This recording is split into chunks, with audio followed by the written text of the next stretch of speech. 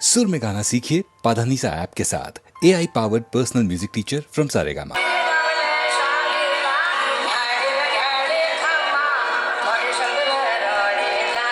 मैं चित्तौड़गढ़ बोल रहा हूँ, त्याग और बलिदान का प्रतीक।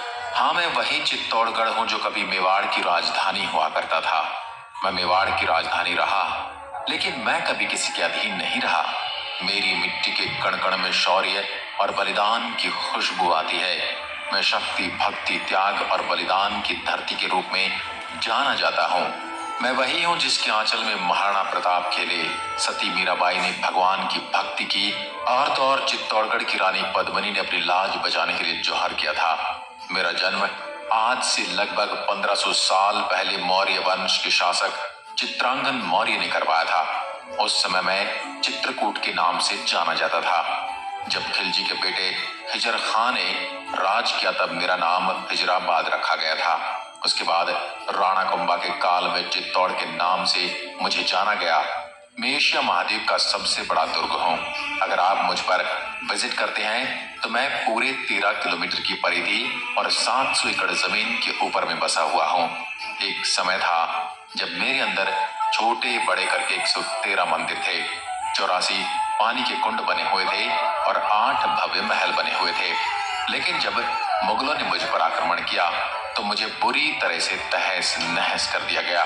यदि आज मेरी बात की जाए तो मैं देखने में खंडहर ही बचा हूँ और मुझे सुनने के लिए एक सुंदर सा इतिहास और खाने में मेरे यहाँ के सीताफल बड़े प्रसिद्ध हैं। 7वीं सदी से लेकर 9वीं सदी तक मेरे ऊपर चंद्रगुप्त मौर्य के वंशजों ने राज किया और उसके बाद सूर्यवंशी राजाओं का राज रहा।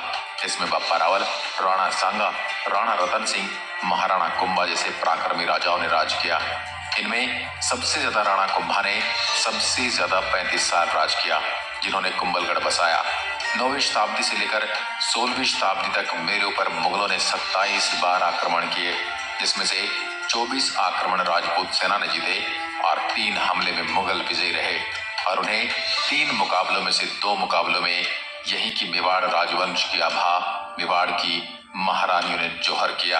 आप कभी मुझे निहारने आएंगे तो मेरे किले पर जाने के लिए 7 दरवाजे बने हुए हैं, जिनके नाम है पाडल पोल, दूसरा है भैरव पोल, तीसरा हनुमान पोल, गणेश पोल, लक्ष्मण पोल, जोड़न पोल, श्री राम पोल, पारस्परिक कलाकृति।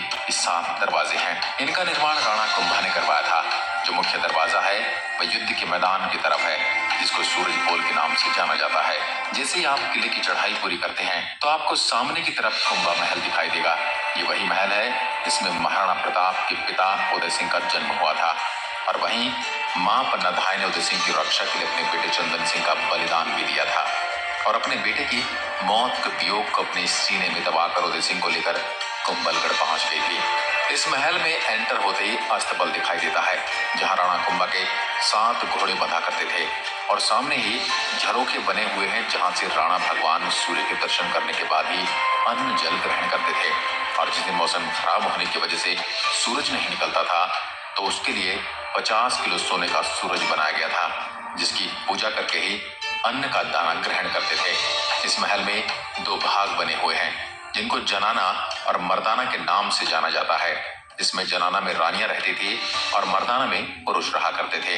इसी महल में एक सुरंग बनी हुई है जो सीधा गोमुख कुंड में जाकर खुलती है, जहां से रानियां जाकर नहा कर आती थी। कुंभा महल से आगे जौहर स्थल के रूप में एक स्थान दिखाई देता है। मेरे सीने में जौहर के रूप में समाया वह दर्द है जिसे सदियों तक भुलाया नहीं जा सकता। 13वीं शताब्दी के अंदर अलाउद्दीन खिलजी ने मुझ पर आक्रमण किया था। आपको पता है कि वह किले की चढ़ाई करके युद्ध नहीं जीत सकता था, तो उसने किले को चारों तरफ 6 महीने तक घेरा डाल रखा था। बाहर से आने वाले राशन को उसने बंद कर दिया था। परिणाम स्वरूप मेरे अंदर रहने वाली जनता भूख प्यास से मरने लगी। जब यह खबर राणा रतन सिंह को लगी तो उन्होंने खिलजी से संधि करनी चाहिए, लेकिन खिलजी धोखे से उनको बंदी बना लेता है, जिसके बाद में गोरा बादल उन्हें छुड़ा लेते हैं। लेकिन राजपूत सेना ये युद्ध हार जाती है और उस समय मेवाड़ की महारानी पद्मिनी अपनी 16,000 सखियों, सहेलियों और दासियों के साथ में खुद को अग्नि कुंड के हवाले कर देती है और मेरी मिट्टी में समा जाती है। और उसके बाद में दूसरा जोहर हुआ 1534 के अंदर, जब बहादुर शाह ने आक्रमण किया। उस समय रानी कर्णावती ने 13,000 औरतों के साथ जोहर किया था। पहले एक कुंड की तरह था, लेकिन आज वहां मिट्टी डालकर गार्डन का रूप दे दिया गया है। सिर्फ एक हवन कुंड रखा है, जहां एक निश्चित दिन मेवाड़ के वर्तमान राजा आकर हवन करके जिन्होंने जोहर किया था उनकी आत्मा की शांति की प्रार्थना करते हैं। उसके बाद तीसरा आक्रमण अकबर ने किया था, जिसे आप द ग्रेट अकबर के नाम से जानते हैं। उस समय मेवाड़ के राजा थे महाराणा प्रताप के पिता उदय सिंह। उन्होंने चित्तौड़ का किला उनके सेनापति जयमल पत्ता के हाथों सौंप कर वहां से उदयपुर चले गए थे। उसी समय उन्होंने उदयपुर नगर बसाया था और जयमल पत्ता ने अकबर से लड़ाई करी और उसमें 8,000 महिलाओं ने जोहर किया था। और इस युद्ध के बाद अकबर ने मेरी धरती पर जो रक्तपात मचाया था, उसने आम जन को मार मार कर इस मिट्टी का रंग लाल कर दिया था। मैं इस दुर्दांत और इस आतताई राजा को कभी भूल नहीं सकता। जौहर कुंड के पास ही आपको विजय स्तंभ भी दिखेगा, जिसका निर्माण महाराणा कुंभा ने करवाया था। महाराणा कुंभा ने गुजरात और मालवा दोनों राज्यों को जीत लिया था। इसी की खुशी में उन्होंने विजय स्तंभ का निर्माण करवाया था। इसको बनने में पूरे 10 साल का समय लगा। उस समय इसको बनाने में 90 लाख का खर्च आया था। 122 फुट इसकी ऊंचाई है।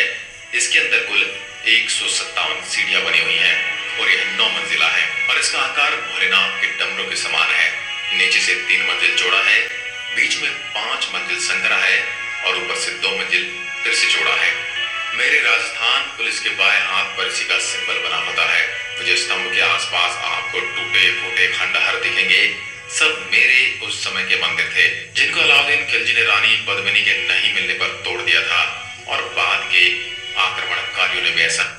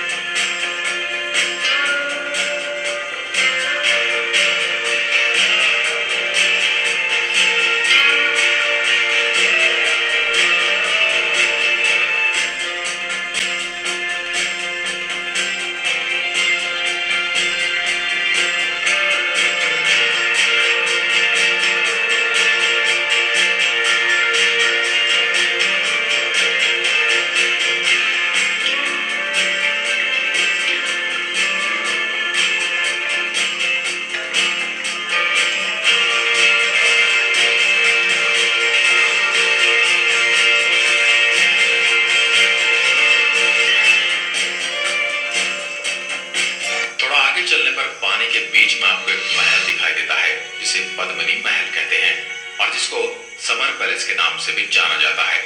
गर्मी के समय में 4 महीने रानी पद्मिनी इसी महल में रहती थी, क्योंकि उस समय एसी या कूलर तो होते नहीं थे, जो गर्मी के कारण यह जल महल बनाया गया था। वहीं आपको एक और महल देखने को मिलता है। इसमें रानी पद्मिनी अपनी दासियों के साथ रहती थी, जो 3 मंजिला था, लेकिन आज खंडहर है। रानी पद्मिनी जल महल में नाव के द्वारा जाया करती थी और उस समय लकड़ी की नाव होती थी। आज के समय में मेरे यहाँ सरकार ने गार्डन बना दिया है, जिसमें आपको हर तरह के गुलाब के फूल मिल जाएंगे। थोड़ा आगे चलने पर आपको भीम कुंड दिखाई देता है। ऐसा कहा जाता है कि राजा महाराजा के शासन से पहले हम पांडव आए थे और उस जगह पर भीम ने अपने पैर से पानी निकाल दिया था, उसको भीमकुंड नाम से जाना जाता है। थोड़ा आगे चलने पर आपको सूरज पोल दिखता है, जो दुर्ग में आने का पुराना रास्ता भी है। यह 1303 में खिलजी ने आक्रमण किया था, तब इसी गेट पर चढ़ाई की थी। इस रास्ते पर भी 7 गेट बने हुए हैं। जब खिलजी ने आक्रमण किया था तब उसने एक एक करके सारे गेट तहस नहस कर दिए थे, जिसमें से 6 गेट पूरी तरह से टूटे हुए हैं, लेकिन जो सूरज पोल गेट है वो बचा हुआ है। सूरज की सबसे पहली किरण इसी गेट पर पड़ती है और इसका नाम इसी वजह से सूरज पोल है। इसके सामने जो आपको खुला मैदान दिखता है वो मैदान हुआ करता था, लेकिन आज मेरे यहाँ कुछ बस्तियां बस गई हैं, जिस वजह से वहां लोग खेती करने लग गए हैं। आपको गेट पर कुछ बड़ी बड़ी कीलें लगी हुई दिखाई देती हैं, जिनको अंकुश कहा जाता है। जब आक्रमण किया जाता था तब हाथी को मदिरा पिलाकर पागल किया जाता था और उस गेट को तोड़वाया जाता था, लेकिन वह गेट को तोड़ न सके, इसी के लिए अंकुश लगाए जाते थे। अब आखिरी में आपको बताता हूँ कैसे आप मुझ तक पहुंच सकते हैं। मैं भीलवाड़ा और उदयपुर के मध्य बसा हुआ हूँ। मेरे सबसे निकटतम हवाई अड्डा डबोक एयरपोर्ट, जो कि उदयपुर में स्थित है, जहां से मेरी दूरी 90 किलोमीटर पड़ती है और आप ट्रेन से भी आसानी से पहुंच सकते हैं। चित्तौड़गढ़ अपने आप एक रेलवे जंक्शन है, जहां लगभग हर शहर से ट्रेन उपलब्ध है। अगर मैं मेरे स्थानीय लोगों के खान पान की बात करूं तो यहाँ का सबसे प्रसिद्ध खाना दाल बाटी चूरमा है, जो काफी लजीज भोजन होता है और मेवाड़ के लोग अपनी मनोहार के लिए भी विश्व प्रसिद्ध हैं। यहाँ के उपयुक्त मौसम की बात करूं तो गर्मी में यहाँ का मौसम बड़ा ही गर्म होता है और उस दौरान अधिकतम तापमान 44 डिग्री सेल्सियस तक जाता है। मानसून के दौरान रुक रुक कर होने वाली वर्षा के कारण हवा नम होती है। स्थान की यात्रा के लिए ठंड का मौसम सबसे उपयुक्त माना जाता है। तो ये थी मेरी आत्मकथा, जो त्याग, बलिदान और भक्ति से सराबोर है। मैं खुद को अत्यंत गौरवान्वित महसूस करता हूँ कि मेरे पर उन शासकों ने राज किया जिन्होंने मुझे कभी दुश्मन के हाथों में नहीं सौंपा। दोस्तों, इसके बारे में आप क्या कहना चाहते हैं मेरी इस पावन मिट्टी को लेकर? अगर गलती से भी मेरे बारे में मैं कुछ भूल गया हूँ तो मुझे कमेंट करके जरूर बताएं, और यदि आपको मेरी कथा पसंद आई है तो मुझे दूसरों तक भी पहुंचाएं। धन्यवाद। जय हिंद, जय भारत।